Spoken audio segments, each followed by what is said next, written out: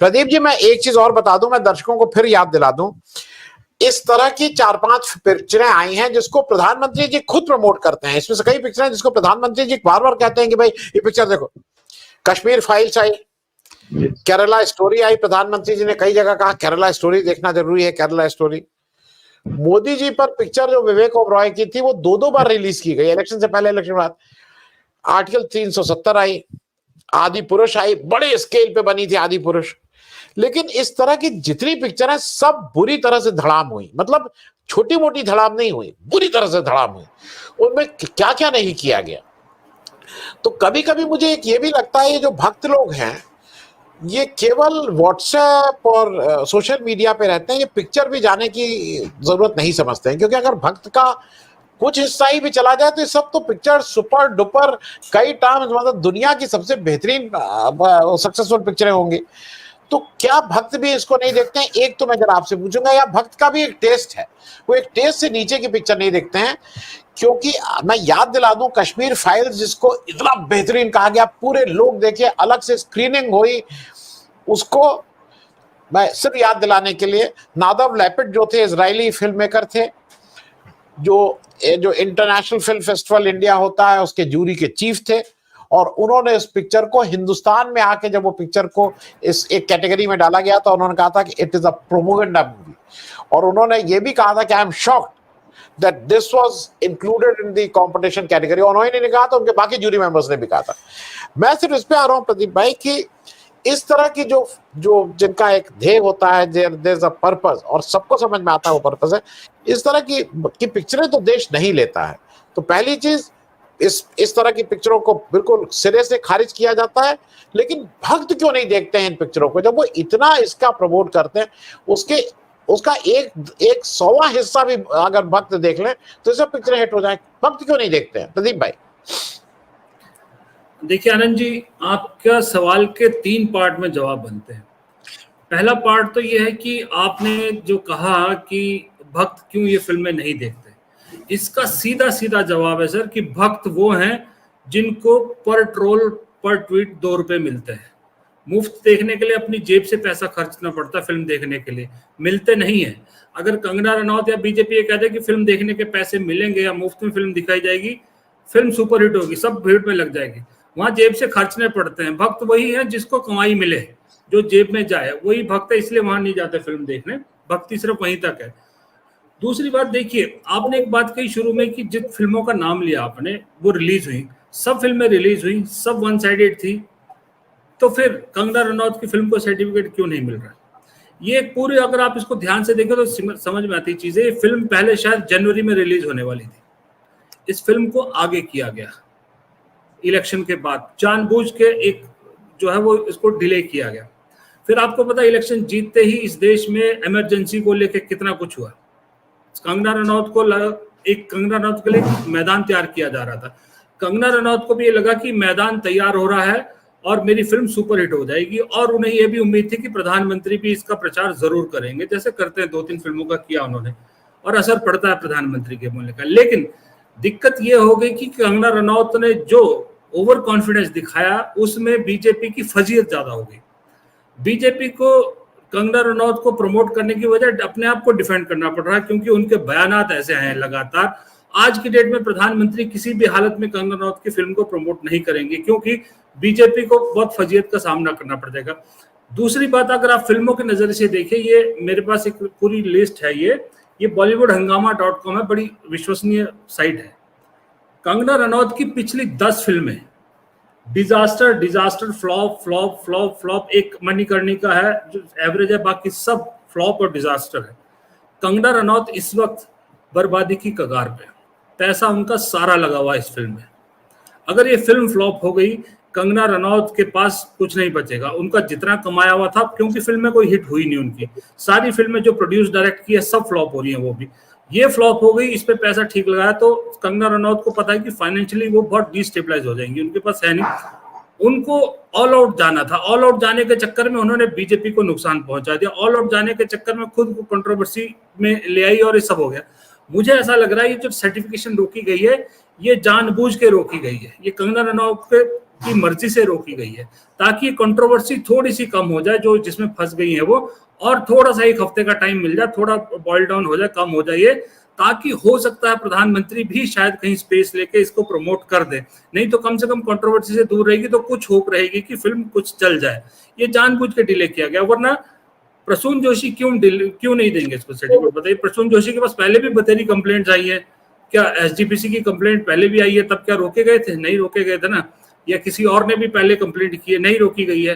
ज्यादा से ज्यादा ये होता है कि कोर्ट के थ्रू जाना पड़ता है, जब कोर्ट रोकता है तब होता है। कभी भी सेंसर बोर्ड ने, कब आपने आखिरी बार सुना था कि सेंसर बोर्ड ने किसी के एप्लीकेशन पे फिल्म की सर्टिफिकेशन रोक दी हो? वो भी तब जब पता है फिल्म भी प्रोपेगेंडा फिल्म है, बहुत बड़ी प्रोपेगेंडा फिल्म है। इस फिल्म में फ्लॉप होने की एक सबसे बड़ी वजह ये होगी जो आपने शुरू में बताई कि एक्टर डायरेक्टर तक तो ठीक है, जब राइटर भी कंगना रनौत का नाम आ जाता ना, राइटर भी, तब वहां पर सबसे बड़ा फ्लॉप है।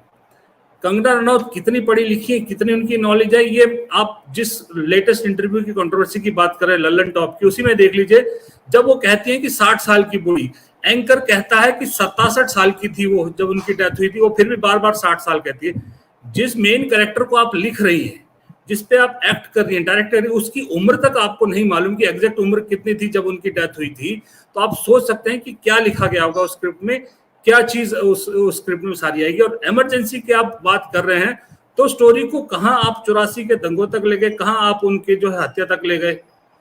वो एक अजीब सा कहानी, मेरे को पता है, वहां आप किसी बीजेपी वाले से पूछ के देख लीजिए जिनको आप भक्त कहते हैं, वो कहते हैं कि भाई ऐसी खिचड़ी कौन देखेगा जाके, कोई जेब से प्रदीप जी आपको करेक्ट कर दूं कि राइटर में 6 आदमियों की टीम थी उनके पास, उन्होंने खुद एक्सेप्ट किया है। नहीं, टीम तो सर, टीम इसी से पता चलता है कि वो कितनी पढ़ी लिखी हैं, जब 6 लोगों की हेल्प लेने के बाद भी करेक्ट चीज नहीं पेश की गई। जी जी, वही कह रहा हूँ सर, डायरेक्टर के पास भी उनके, वो खुद डायरेक्ट थोड़ी करती हैं। हमको, मैं जानता हूँ ना कंगना रनौत की कैलिबर, मैं फिल्म मूवी बफ हूँ, मैं पूरा देखता हूँ, मुझे मालूम है कितना कैलिबर है उनका डायरेक्शन का। डायरेक्टर कोई और करता है, नाम एंड में ले जाती है। मणिकर्णिका जो झांसी लक्ष्मीबाई का जो उन्होंने किया, 98% फिल्म कोई और डायरेक्टर पूरी कर गया था, उसको लास्ट में निकाल दिया, 2% फिल्म खुद बनाई और डायरेक्टर का नाम ले गई उसमें से। इनके बस की है नहीं, तो मुझे मालूम है सर। तो ऐसे डायरेक्टर राइटर का भी लिखना तो वही था, जो ऊपर से आदेश आया था वही लिखना था इन्होंने। अब कौन इनके राइटर थे, कौन डायरेक्टर थे, ये आप समझ सकते हैं। आप सोचिए, हैरान होइए, ऐसी फिल्म देखने के लिए कौन अपनी जेब से, एक परिवार जाता है तो सर आज की डेट में फिल्म देखने के लिए 2 से 2,500 रुपया टोटल खर्चा आ जाता है जब आप फिल्म देख के आते हैं। कौन ऐसी फिल्म देखने जाएगा जहां मानेक शॉ गाना गा रहे हैं, जहां इंदिरा गांधी गाना गा रही हैं, उसने खुद बोला मानेक शॉ गाना गा रहे हैं, जेपी गाना गा रहे हैं, अटल बिहारी वाजपेयी गाना गा रहे हैं। अब बताइए कोई समझदार आदमी जाएगा शैम मानेक शॉ को गाना गाते हुए देखने के लिए? आप कहते हो कि एक तरफ से ये सच्ची कहानी है जी, जो हुआ हम, जो लोगों को नहीं पता वो ला रहे हैं, दूसरी तरफ आप कह रहे हैं कि हम फिक्शन है जी, हम थोड़ी लिबर्टी भी ले रहे हैं। अब लिबर्टी लेनी है तो कुछ और ले लो। मानेक शॉ और जेपी गाना गाते हुए सोचिए कौन जाएगा। तो ये 100% फ्लॉप कंगना रनौत को मालूम हो गया, और फाइनेंशियली उनको बहुत नुकसान है, और ये सब समझ में आ चुका है उनको। इसलिए वो लास्ट कोशिश करें कि किसी तरह से कम फिल्म की जितनी लागत है वो तो मिल जाए। मुझे तो ऐसा लगता है, मैं खबर अभी देखी नहीं, मैं चेक करूंगा कि डिस्ट्रीब्यूटर्स भी कहीं पीछे तो नहीं हट गए। जो फिल्म खरीदने के लिए आए थे, डिस्ट्रीब्यूशन तो नहीं कि पीछे हट गए डिस्ट्रीब्यूटर, इसलिए फिल्म को आगे टाल दिया गया सर्टिफिकेशन के नाम पर, कि डिस्ट्रीब्यूटर ही ना मिल रहे हो जो फिल्म ही खरीदने के लिए कोई तैयार नहीं। क्योंकि कौन ऐसे रिस्क ले, मुझे नहीं लगता पंजाब में कोई डिस्ट्रीब्यूटर मिलेगा इस फिल्म को देखने के लिए। पंजाब का डिस्ट्रीब्यूटर कौन रिस्क लेगा, कौन थिएटर वाला रिस्क लेगा ऐसी फिल्म को चलाने के लिए अपने यहाँ पर? इसी तरह से आप दूसरी, जहां मुस्लिम डोमिनेट एरिया, वहां पर भी यही होगा। नहीं हो सकता ये। तेलंगाना से खबर आ चुकी है कि वहां शायद फिल्म नहीं रिलीज होगी। कर्नाटक से आपको ऐसी आएगी तो फिर कहाँ दिखाई जाएगी फिल्म, कहाँ से चलेगी? यूपी बिहार के सहारे चलेगी फिल्म? नहीं चलेगी। जब तक आपके पास मेट्रोज में बड़ी फिल्म नहीं चलती सेंटर में ये फिल्में, तो आपको लागत भी वसूल नहीं होती। और लागत इस फिल्म की कम से कम जो है, चाहे कंगना जो भी बोले, मैं मानता हूँ इस फिल्म में कम से कम 40 से 50 करोड़ की लागत मिनिमम होगी। और 40 करोड़ तो इनकी लास्ट फिल्म मणिकर्णिका फिल्म, जिसको एवरेज कहा गया है, उसने 41 करोड़ रुपया कमाया। ये फिल्म में कहाँ से लागत पूरी होगी? और दूसरी बात, पॉलिटिकली अगर आप कहें तो उन्होंने पॉलिटिकली अपना बहुत नुकसान किया है। एक तो वो SC ST वाला जो कल मैंने आपको कहा था, दूसरी बात, हिमाचल में 4 लोकसभा कॉन्स्टिट्यूंसीज है, सबसे ज्यादा सिख वोट अगर कहीं पर है वो मंडी कॉन्स्टिट्यूंसी में ही है। निरंकारी सिख वहां बहुत बड़ी तादाद में है, मंडी में बहुत बड़ा गुरुद्वारा है। वो सिखों को बदनाम करके आप वहां पर अपने ही उसके लिए खड्डा खोद रही है, वहां भी आपने बहुत बड़ा नुकसान कर दिया। तो पॉलिटिकली भी नुकसान कर दिया, ओवर कॉन्फिडेंस में या बड़बोला कहिए आप, पार्टी को भी नुकसान कर दिया और फिल्म का नुकसान भी हो गया। अब ये सिर्फ एक कोशिश है, 1 हफ्ता 10 दिन का टाइम और मिल जाए, 1 हफ्ता और मिल जाए तो थोड़ा सा बॉइल डाउन हुई चीजें थोड़ी सी, ताकि फिल्म को रिलीज किया जा सके। जी मैं प्रदीप जी बहुत संक्षेप में, क्योंकि समय समाप्त है, जो अशोक जी कह रहे हैं कि भाई उसको पद्मश्री दिया गया, जेड सिक्योरिटी दी गई, लेकिन ये जेड सिक्योरिटी किस काम की? अगर उसको एयरपोर्ट पे एक आदमी झन्नाटेदार थप्पड़ अगर मार दे तो ऐसी कौन सी सिक्योरिटी, मतलब फिर इस सिक्योरिटी का क्या मतलब है? खैर, क्योंकि मैं इसलिए इस बात को रेखांकित कर रहा हूं, आपने जलियांवाला बाग में 2,500 से 3,000 लोग शहीद हुए थे, किसान आंदोलन में भी 750 लोग शहीद हुए हैं।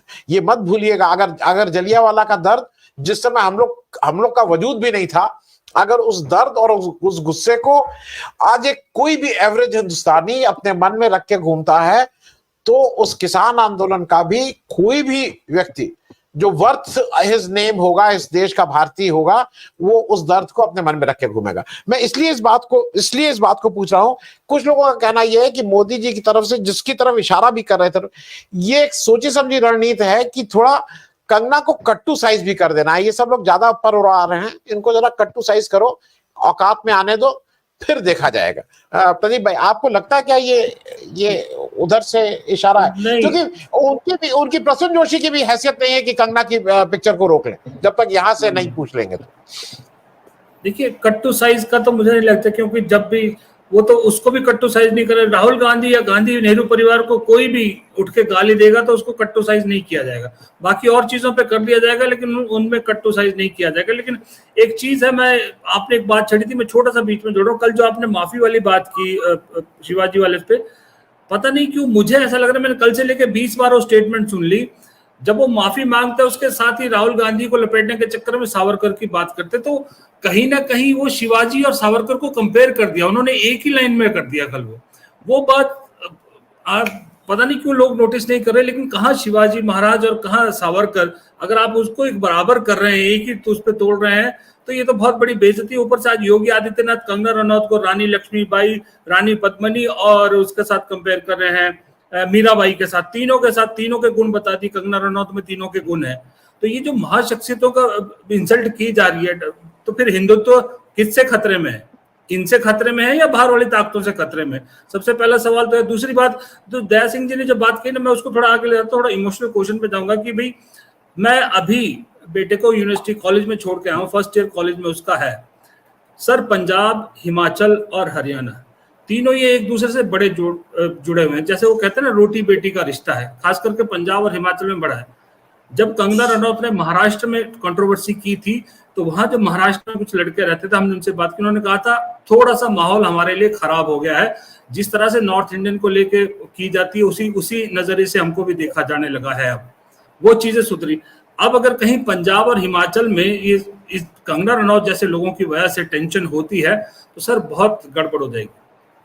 पंजाब का आदमी हिमाचल आता है, हिमाचल घूमने फिरने के लिए, और हिमाचल के लड़के लुधियाना, जलंधर नौकरी करने जाते हैं सर। बहुत सारे लोग वहां की इंडस्ट्रीज में नौकरी करते हैं।